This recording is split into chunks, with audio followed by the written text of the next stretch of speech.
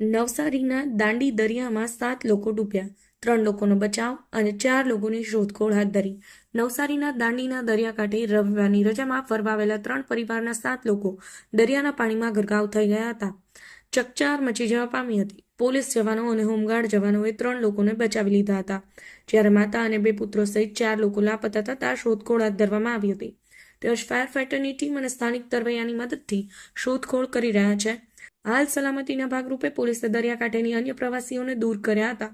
નવસારી જિલ્લા કલેક્ટરને ઘટનાની જાણ થતાં દાંડીના દરિયાકાંઠે આવી પહોંચ્યા હતા. આજે રવિવારની રજા હોય નવસારી ઉપરાંત અન્ય જિલ્લાઓમાંથી મોટી સંખ્યામાં લોકો દાંડીના દરિયાકાંઠે ફરવા માટે આવ્યા હતા.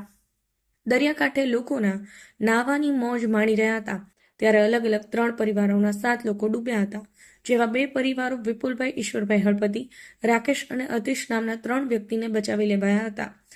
માતા તથા 2 પુત્રો છે એ 4 લોકો ડૂબ્યા હતા. નવસારીમાં રહેતા સુશીલાબેન નામના મહિલા, તેમના યુવાન પુત્ર યુવરાજ ઉંમર વર્ષ 20, દેવરાજ ઉંમર વર્ષ 15 અને રાજસ્થાનથી ફરવા આવેલી બેનની દીકરી દુર્ગા ઉંમર વર્ષ 17 સાથે દાંડી દરિયાકાંઠે ફરવા આવ્યા હતા. જે 4 લોકો દરિયાના પાણીમાં ગરકાવ થઈ જતા તેઓની શોધખોળ હાલ ચાલી રહી છે. દાંડીના સ્થાનિકે જણાવ્યું હતું કે અત્યારે દરિયામાં પાણીની મોટી ભરતી હોય છે. ભરતીના પાણીના પ્રવાસીઓ જાય છે, એ લોકોને પાણીનો ખ્યાલ આવતો નથી, તેનાથી ઘટના બની જાય છે. આ ઘટના પણ ભરતીનું પાણી વધુ હોવાને કારણે બની છે. અહીં બોર્ડ કોડ લગાવે છે કે દરિયાના પાણીમાં અંદર સુધી જાય નહીં, તેથી જાનહાનિ થાય નહીં.